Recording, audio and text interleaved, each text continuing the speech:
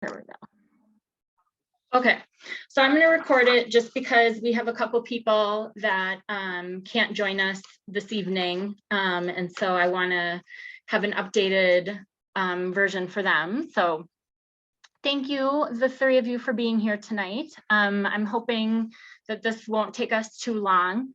So yeah, it's a small group, so feel free to stop and ask any questions you want. Just unmute yourself and ask. But I'm going to take it from here. So welcome to Harbor House. Okay, so our mission is to serve all people impacted by domestic abuse, lead the shift in perception of violence, and advocate for lasting social change. Okay. Our vision is a community without domestic abuse. That's a beautiful picture of Harbor House in the summer. The other one was winter, which we know we're not a fan of, Jane, right? Okay, our history of Harbor House. Harbor House opened its doors in 1984. We had our first 8-bed shelter on Elm Street in Appleton. It was right, the homeless center and domestic abuse center were right next door to each other. In 1989, we moved to a 20-bed facility in Grand Chute. It was a duplex, and we used both sides of the duplex. And it was where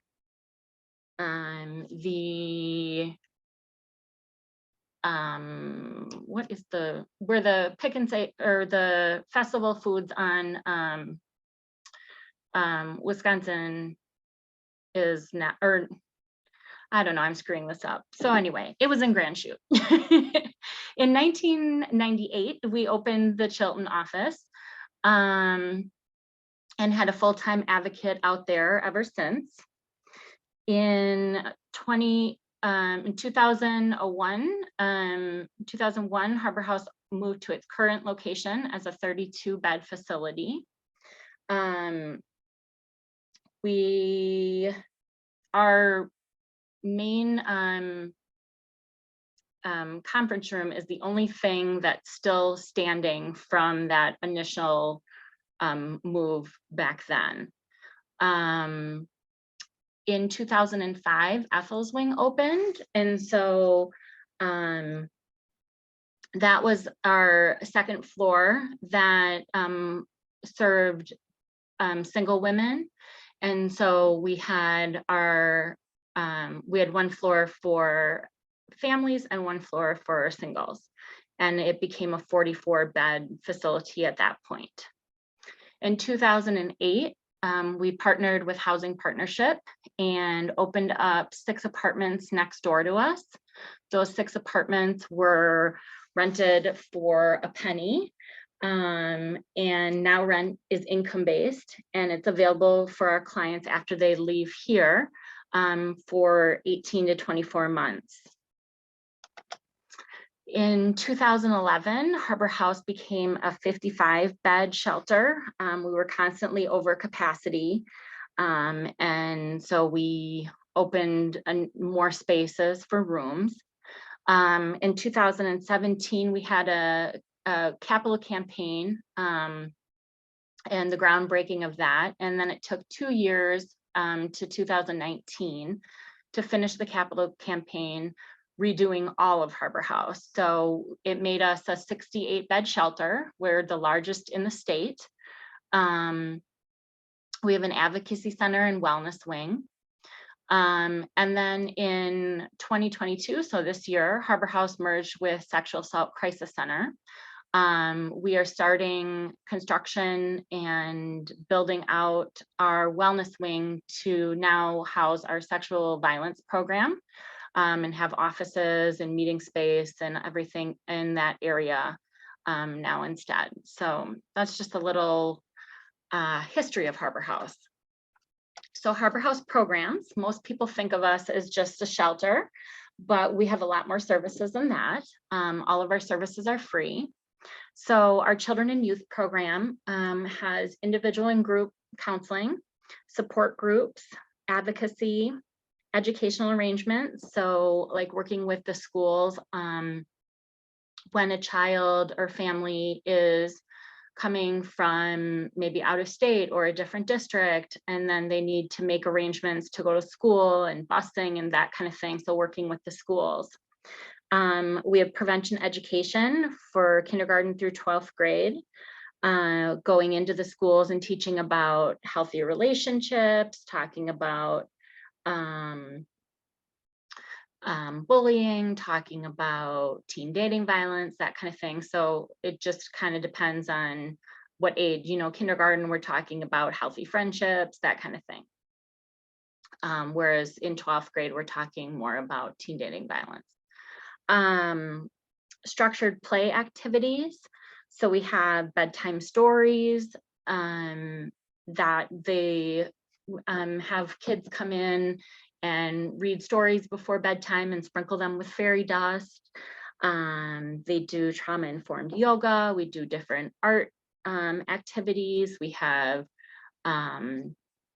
a lot of different programming in the summer. So cooking club and sports club and science club and Lego club and all of that kind of stuff. And then childcare.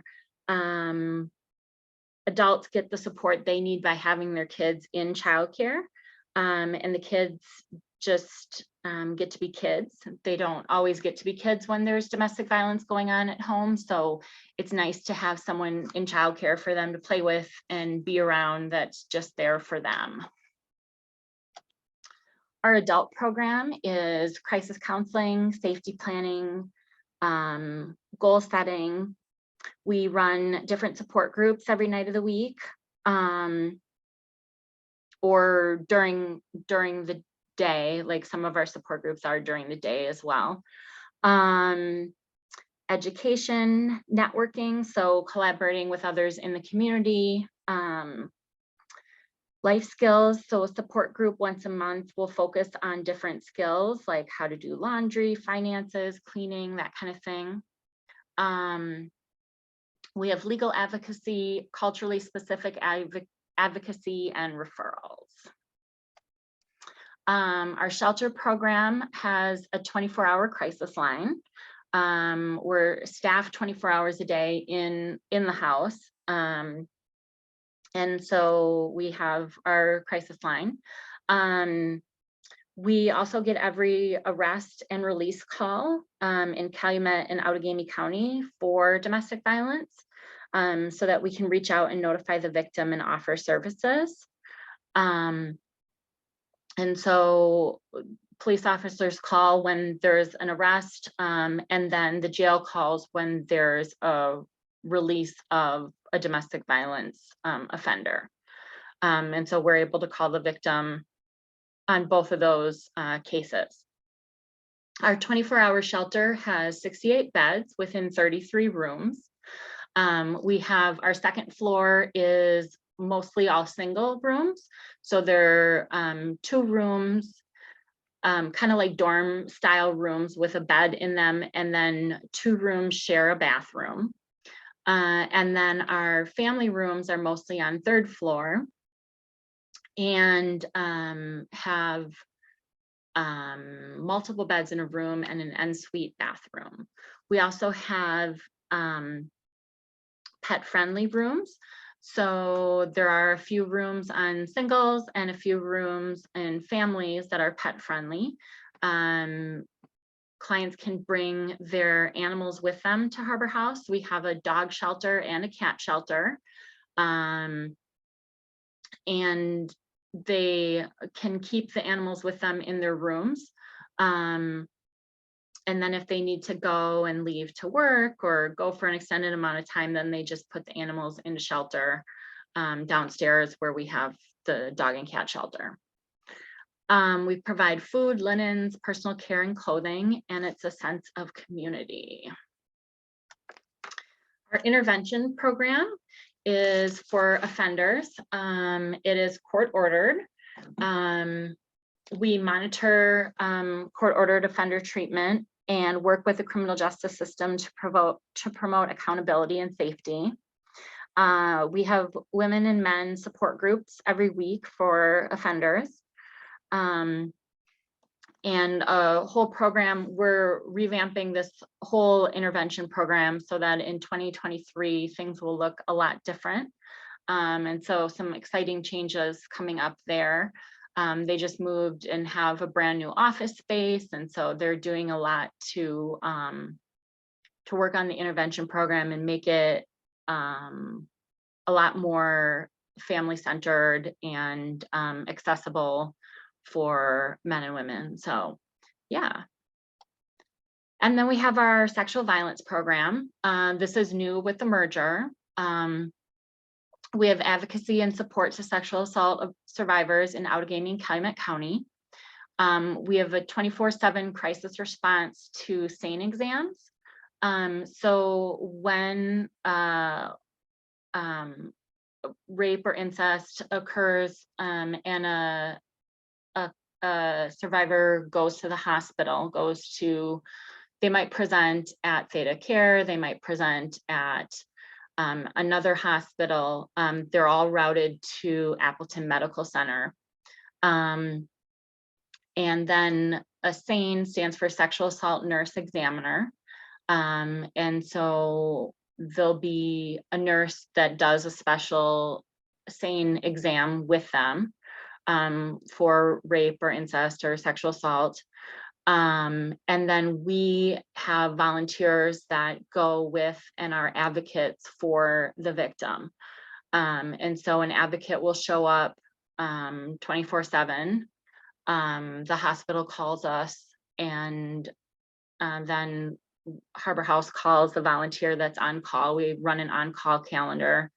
And then the volunteer will show up at the hospital and be there for that victim, just as an advocate. And then we have a 24-hour hotline answered at Harbor House that's for sexual assault victims as well. We have our Calumet County Outreach Program. So we have an office in Calumet County. It functions just like the office at Harbor House in Appleton.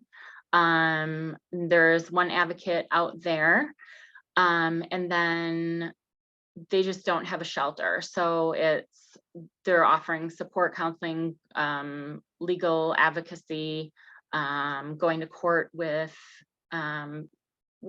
families, and then working on a lot of advocacy and rural access and privacy things as well in Calumet County. We have our community education and volunteer program. So volunteering, there's lots of different opportunities. There's front desk and crisis line, there's childcare, there's board of directors, there's special projects, there's St. Joe's Food Pantry, donations, SANE volunteer, lots of different things. And I get that sometimes volunteers don't know where to start, or maybe you're signed up for front desk and it turns out you don't really like it, or you're signed up for childcare, you don't really like it. We always have lots of different opportunities that you can kind of move to something else if you're not feeling it. So yeah, lots of volunteer possibilities. And then our community education program goes into different trainings for professionals and domestic violence awareness. So our community education person goes to service clubs, community organizations, does media and agency publications. She'll train social workers, police, medical, nurses and medical personnel, goes to different businesses and talks about domestic violence in the workplace, hair care professionals. So hairstylists get a lot of, people will talk to them a lot when they come in for their hair appointments. Sometimes it's the survivor's only time where they're away from the abuser, and so maybe they'll say something, or maybe the hairstylist will notice marks on someone's neck if they've been strangled, things like that. And so training hairstylist professionals is really important. So we have a working relationship with lots of different people on training about domestic violence. Okay, any questions about Harbor House's programs before we move into the Domestic Violence 101 piece? Okay. So Domestic Violence 101. So introducing the topic. So basically, I want you guys to just kind of take a check of yourself. So what are your preconceptions of domestic violence? What are your personal experiences? Did you know someone who is in a domestic violence relationship? Our experiences really matter and kind of define how we view domestic violence and how we think about these things. Training is important because if we don't understand something, we judge it. Domestic violence is always something we judge. We say, why did she stay? Why didn't she leave? Why did she go back? So it's always those judgmental things on the woman rather than the crime of domestic violence. Our definition of abuse is a systemic pattern of behavior in a relationship that's used to gain or maintain power and control over another. Types and tools of abuse. So emotional, psychological, sexual, and physical are types. Tools are financial abuse, cyber, tech, electronic abuse. This is really huge right now because everyone has a phone, which can be used as a GPS tracker, a listening device. It's a way for an abuser to track the victim or the children or listen in on their conversations. So very big. Verbal and then spiritual cultural abuse as well. Domestic violence is not about anger. It's not about alcohol, drugs. It's not about mental illness. It's not because of stress. It's not because the victim survivor did anything to cause it. And it's not for better or worse. It's about power and control. It's why anger management classes don't work, because it's not about losing your temper. It's about power and control. So it's why we never, sometimes you'll hear people that say, it's a little less common now, but it used to be when even a few years ago that people would recommend anger management classes, but it's not about anger, right? So a power and control wheel, this is really tiny, so I'm going to read it to you guys. So this is something that we go over with clients here at Harbor House. Advocates go through the power and control wheel with them so they kind of understand all the different types of abuse, and can kind of go through and see how it manifests in their life as well. So I'm going to start at using intimidation. So making you afraid by using looks, actions, and gestures, smashing things, destroying property, abusing pets, displaying weapons. Emotional abuse is putting you down, making you feel bad about yourself, calling you names, making you think you're crazy, playing mind games, making you feel guilty. Isolation. We'll talk a little bit more about isolation in a bit, but controlling what you do or who you see or talk to. Limiting your outside activities, making you account for your whereabouts, saying no one will believe you, using jealousy to justify your actions, minimizing, denying, and blaming, making light of the abuse and not taking your concern about it seriously, saying it didn't happen, saying you made the abuse happen, like you caused me to do this. using children, so making you feel guilty about the children, using children to relay messages, threatening to take the children away, using visitation to harass the victim, economic abuse, preventing you from getting or keeping a job, making you ask for money, giving an allowance, taking money, not having all the credit cards and everything in your name, that kind of thing. Using privilege. Oh, I skipped privilege. Whoops. Using privilege. So treating you like a servant, making all the big decisions, being the one to define all the roles or duties in the relationship, using privilege to discredit you, and knowing what's best for you. And then lastly, using coercion and threats. So making or carrying out threats to do something to hurt you, threatening to leave you or commit suicide, making you do illegal things, and doing things to frighten you or driving recklessly, things like that. And lastly, stalking as well. So that is the power and control wheel.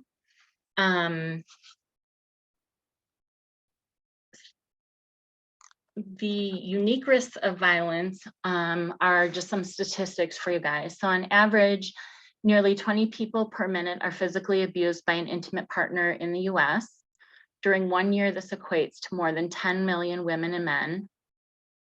1 in 3 women and 1 in 9 men experience severe intimate partner physical violence, intimate partner sexual violence, and or intimate partner stalking.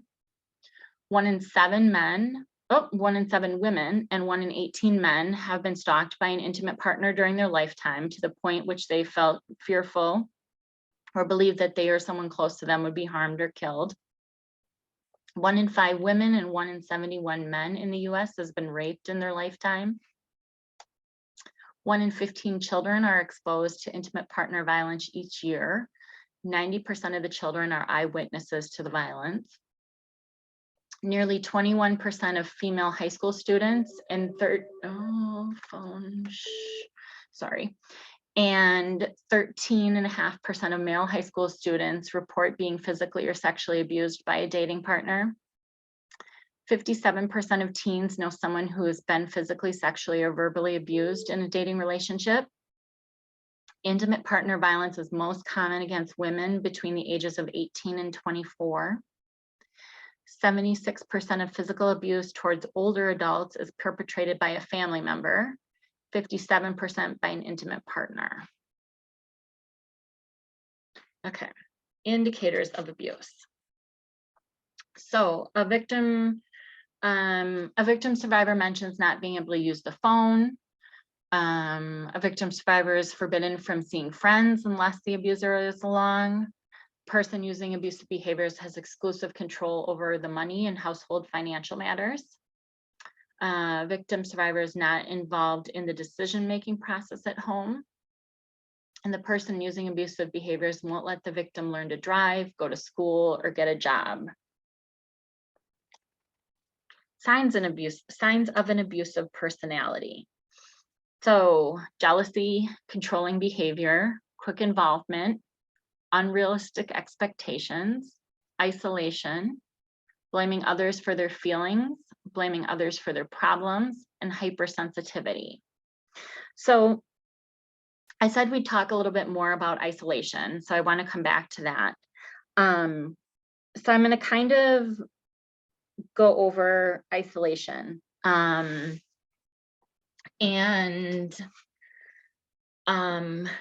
Let's see. So let's pretend that Delaney and I are dating. And so I say to Delaney, you shouldn't need your best friend. I'm your best friend, right? And so everything is going well. It's a new relationship. And Delaney wants me to meet her friends. So we go out and we're having a great time until we meet Jane. And at some point in the night, I go off on Delaney because of Jane. And I say, we don't have problems. Jane is the problem. Everything between us was perfect until Jane came along. So you act all flirty when you're with her. You act different. You are buying other people drinks. You're looking at other people. I don't like the way that you are around Jane. Jane's the problem. So we go home and everything is fine then. And Delaney wants me to meet friends again. But this time she doesn't invite Jane because Jane is the problem, right? So we go out and we're having a great time and we meet her friend Jean. And now it's the same thing. Oh, I don't like the way that you are around Jean. We don't have problems. It's your relationship with her. You're so different when you're with her. And so the next time that Delaney wants to go out, she doesn't invite Jane or Jean, her good friends, because I have a problem with them, right? So then I go on and I start going to the family members. And so one by one, those family members get taken down for similar reasons. So, oh, you're such a daddy's girl. Why do you always want to go out to eat with daddy? I can't believe you're still, always controlled by him, and you need to just get over it. And so, and then mom, and then brother, and then sister. And so once all of that has happened, so once there's no more friends, there's no more family members, you've established complete isolation. So then the whole power and control wheel that we went over, all those little things on that power and control wheel become really easy to use for me, right? Because I'm constantly making her choose me over others. And so she doesn't have anyone left. It's just me. There's no one to balance out when I say negative things to her. There's no one to balance out when I call her a bitch. There's no one to balance out when I slam her hand in a door on purpose, right? She has no one else to go to. So all those things become really easy to use because she doesn't want her friends or family to hate me. And so she just keeps it all inside. Does that part on isolation make sense to everybody? Yes, yes. Okay. Okay. Cycle of violence. So the cycle of violence is another thing we also go over with all of our clients. There are 3 phases to the cycle of violence. There's a honeymoon phase, a tension building phase, and an acute, I can't talk tonight, acute explosion phase. So the honeymoon phase, so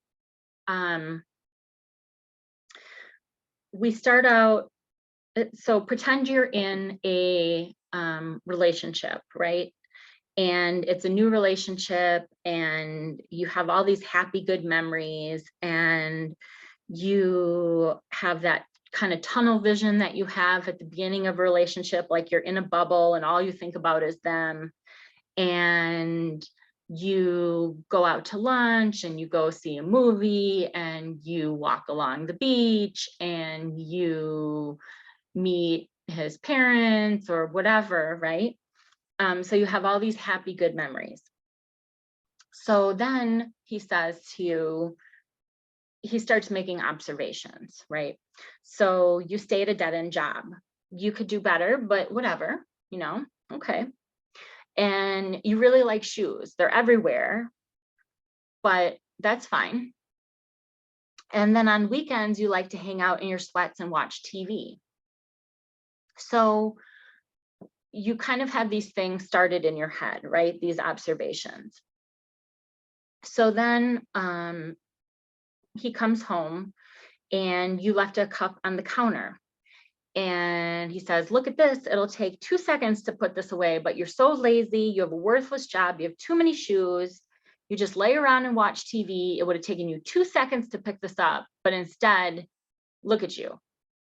And he goes off, right?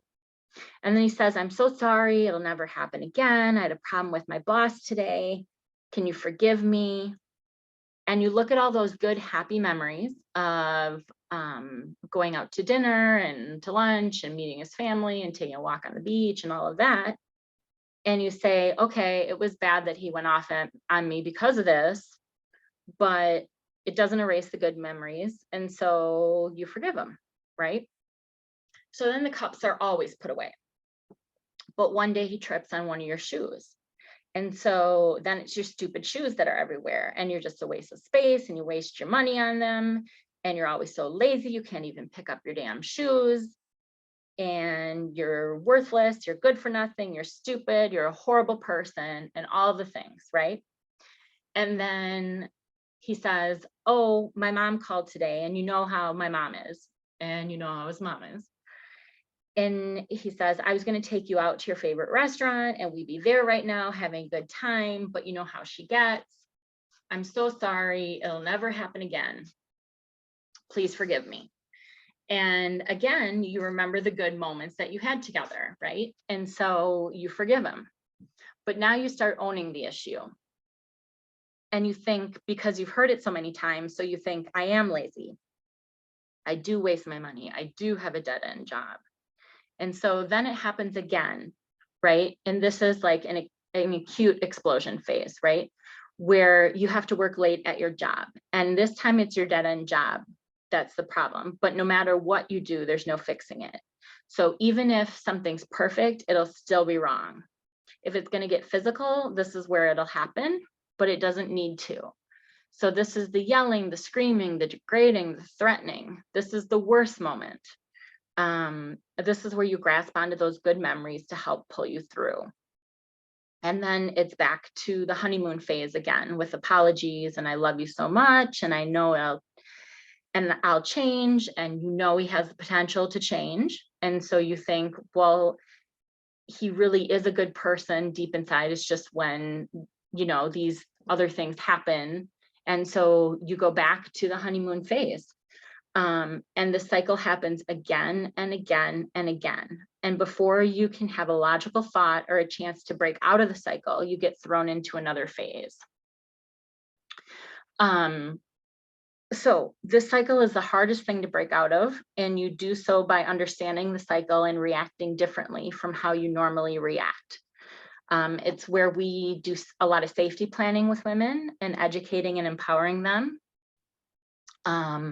We never try to tell someone that they have to leave because we don't know where in the cycle of violence they are. And a lot of times it can be more dangerous when they're leaving. It normally, I think the statistic is like it takes most victims about 7 times to leave until they're completely successful. And so it's a huge process of leaving, and it's a huge process of going through the cycle of violence over and over and over. So we try to surround you with safety and support rather than just saying, oh, you need to leave. A lot of people ask me what's the difference between an abusive relationship and a non-abusive one. And it's really that it doesn't get into personal attacking. So you can talk about an issue and you can argue with your partner without them demeaning you or attacking you. Does that all make sense? Sorry, I threw a lot at you. Okay. So society versus reality. I'm going to have you guys unmute yourself for a little bit for this one, if you can. So what are some things that we as a society think of a woman, wife, and mother that stays in an abusive relationship, fights back, or leaves? So what do we say about her, of a woman, wife, or mother, if she stays in an abusive relationship? What do we say she is? Like as a society, what do we think? Like she's doing it for her kids. Yep. Yep. She's weak. Yes, exactly. She might be a bad mom. Or she was brought up that way. You made your, now you lie in it. Yep. Yep. Might be selfish for her to stay, might be submissive, might be confused. What do we say of a woman, wife, and mother that fights back in a relationship? That's part of the problem. Okay. Yep. And she's abusive. Yep. There's a big B word that we call her. Brave. I was thinking bitch, but but brave works too. We might say she's crazy, she's dominating, Instigating. Yep. Again, she's a bad mom because she's fighting back. And then lastly, what do we say if she leaves her marriage and breaks up her family? Because that's what we really think, right? That she's leaving her marriage and her family. So what if she leaves? Then what do we say about her? Try hard enough. She didn't try hard enough. Good. She's got a lot of balls. Okay. We can also say she's a bad mom then too. Yep. Exactly. Bad mom, bad wife. If she's religious, we might call her a sinner, right? Okay, so thank you guys. You can mute yourselves again. So here's what I know. If she stays in the relationship, the violence definitely goes up. Her chances of being arrested definitely go up, and it can affect the custody of her children and increase child abuse. If she fights back, the violence definitely goes up. Her chances of arrest go up.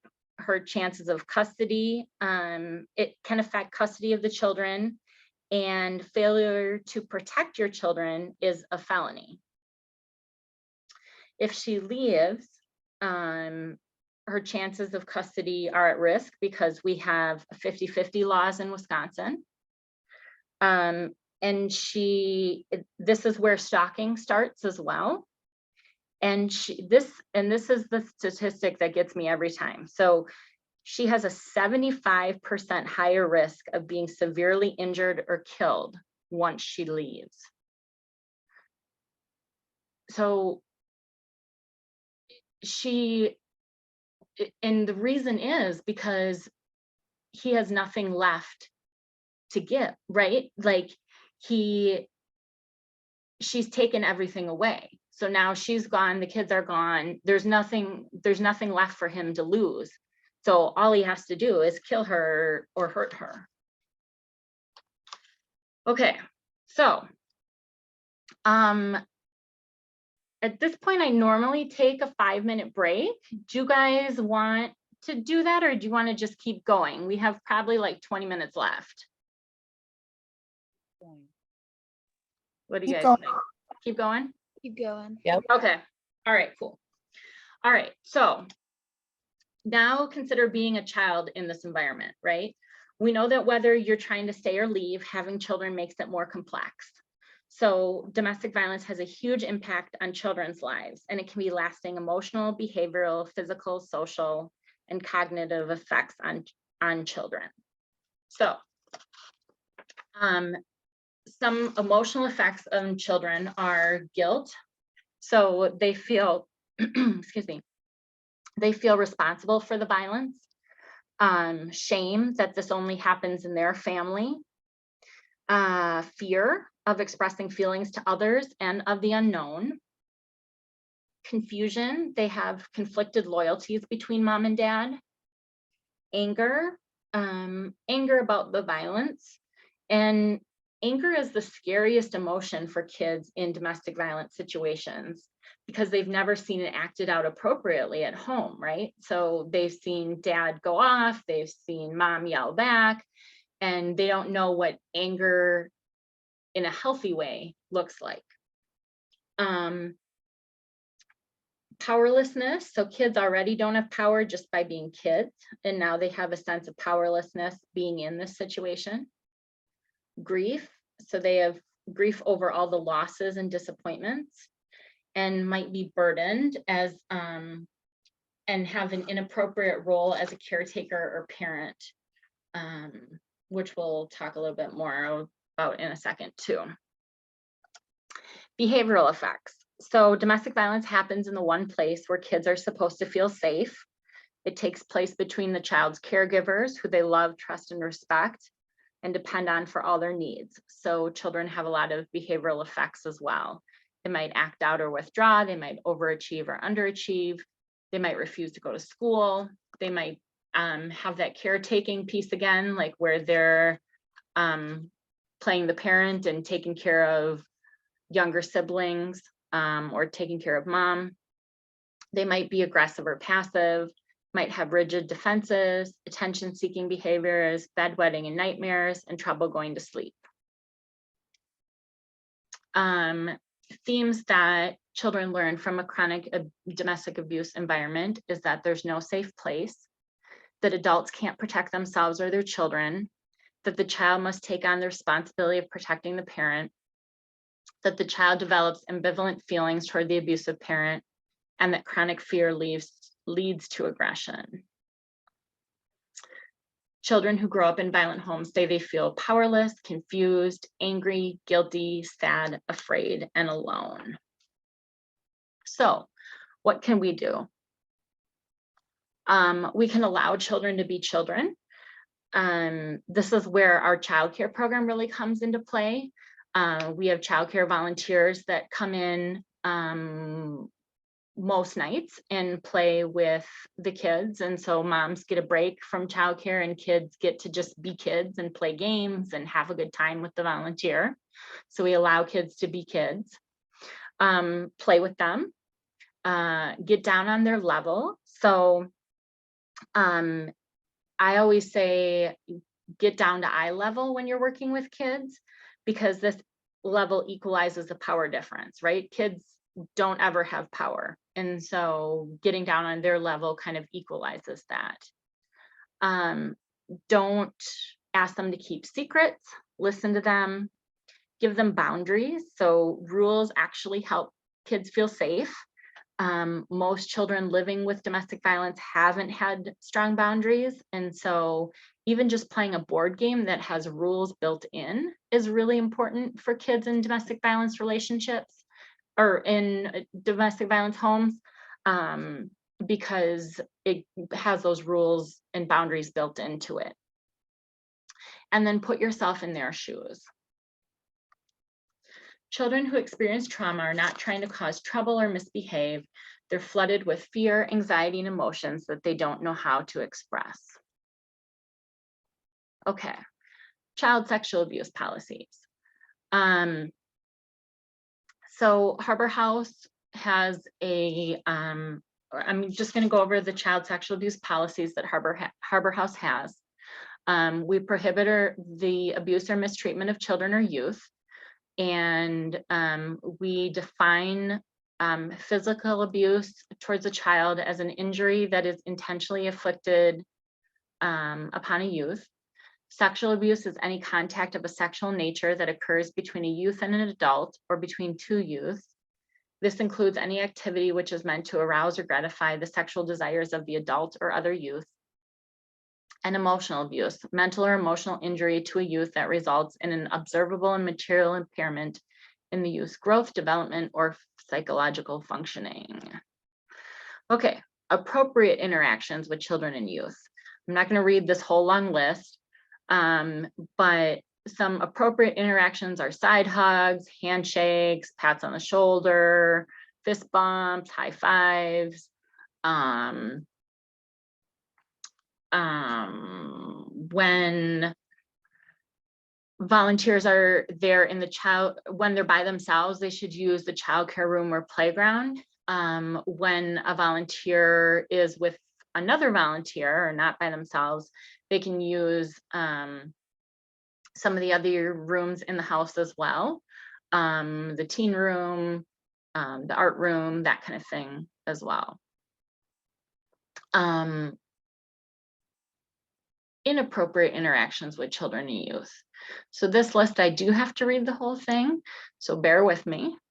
So inappropriate interactions are kisses, showing affection in an isolated area, lap sitting, wrestling, piggyback rides, tickling, allowing a youth to cling to an employee or volunteer's leg, any massage given to or by a youth, any form of affection that is unwanted by the youth or the staff or volunteer, compliments relating to physique or body development, changing of diapers or clothing. So this should be done by a parent only. Children or teens in a bedroom other than the one their family is assigned to, touching of bottom, chest, or genital areas, hanging out alone with a child in a room or closet without a window or camera, being alone in a bedroom with a child or teen, and then children being given gifts or money. Birthday and Christmas and thank you gifts are given from Harbor House to kids in general, but shouldn't be from an individual. So for example, if in childcare you wanted to make a bracelet with a child, you could use one of our jewelry making kits and make a bracelet with the kids. But you can't go home and make a beaded bracelet on your own and then present it to the child as a gift. Okay, make sense? Yes, yes. Okay, social media, texting, and visiting. So if volunteers or staff have previous connections on social media with a child or youth, they should notify me. Volunteers shouldn't be entertaining youth or children in their homes. Volunteers shouldn't be texting children or youth. Volunteers shouldn't be sending or accepting or following friend requests on personal social media accounts with children. Volunteers should not be alone with one child or teen in a car or other vehicle. And volunteers are prohibited from sharing or collecting personal contact information with children and teens. Reporting child abuse. So Harbor House has a, if you see something, say something policy. You can report any inappropriate interaction or contact between an adult and child or teen, and any interaction that may be inappropriate. So if you feel uncomfortable, report it. If an incident occurs, it should be reported as soon as possible, preferably within 24 hours of the incident. Reports involving volunteers should be made to the staff on site, in person, or by phone, who will let me know, or you can just report to me directly, and then I'll notify the executive director. Okay, volunteers as advocates. We are almost done, almost done. So, oh, I lost my slides. Okay, so vicarious trauma is, has a very long definition, which, well, kind of long, which I will read to you. Vicarious trauma is the emotional residue of exposure that advocates or volunteers have from working with people as they're hearing their trauma stories and becoming witnesses to the pain, fear, and terror that trauma survivors have endured. So what that means is this work will affect you. Make sure to take care of yourself too. Eat regularly, get enough sleep, exercise, find things that make you laugh, stay in contact with important people in your life, spend time in nature, read, listen to music, meditate, do yoga, talk to me if you need more ideas. I've got 1,000,004 of them. But recognize that this work and feeling that way is normal, that you're not alone. And you might feel outraged, horrified, shocked, saddened, or vulnerable by some of the things you see here. That's, again, normal. If you ever want to process something that you see, or don't know how to understand what something's going on, please let me know. I'll talk with you about some of the things. But it's important to take care of yourself.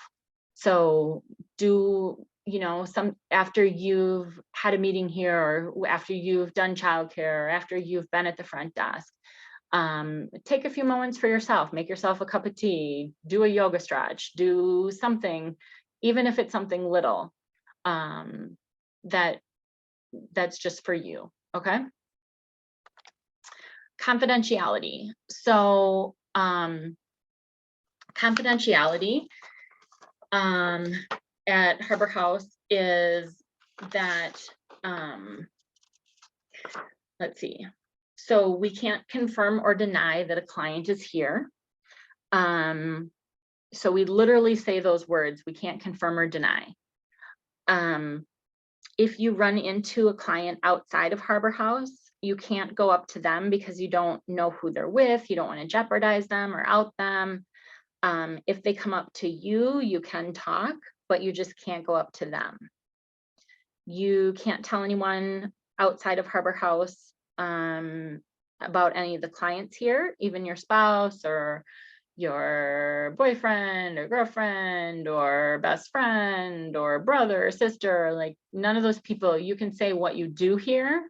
You can give hypothetical situations. You can talk about things in a roundabout way, but you can't give any specific client information to anyone outside of Harbor House.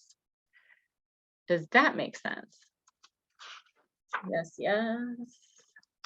Okay, last slide. We're almost done. Okay, so volunteer process. You guys are all going through the volunteer process right now. You first applied and had your application. You did a little interview with me. Jean, you're doing that tomorrow, but we're all good. And then lastly, and then go through training. And lastly, I will run your background checks for those of you that are over 18. So after this meeting after Zoom is done in a few minutes, Jean and Jane, I will call you to get your social security numbers. That way I can run your background checks tomorrow. It takes like 5 minutes to do.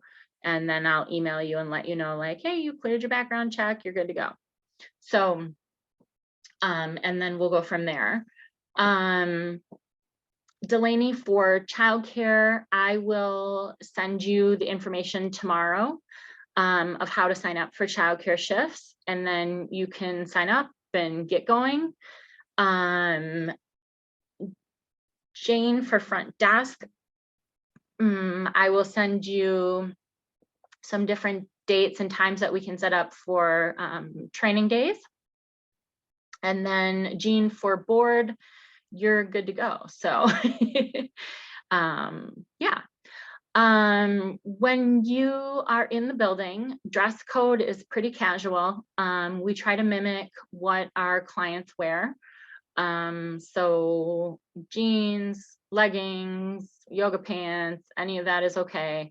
I try to tell volunteers just not a ton of like ripped clothing, but I also know that's kind of in fashion right now. So just to be mindful and dress appropriately. I don't have any concerns about that with any of you.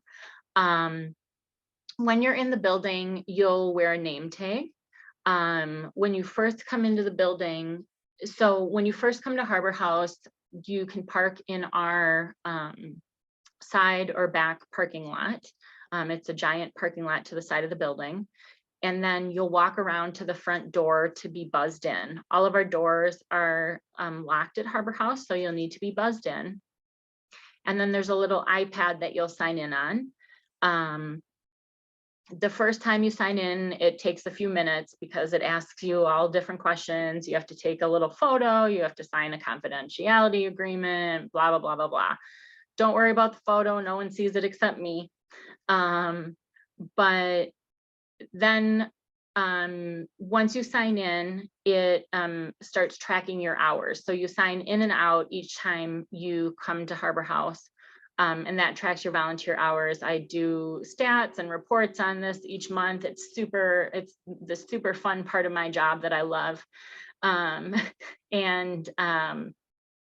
So that just keeps the log of all your hours that you're here. If you forget to sign in or sign out at some point, just email me and let me know. And I can go into the system and correct that. So, and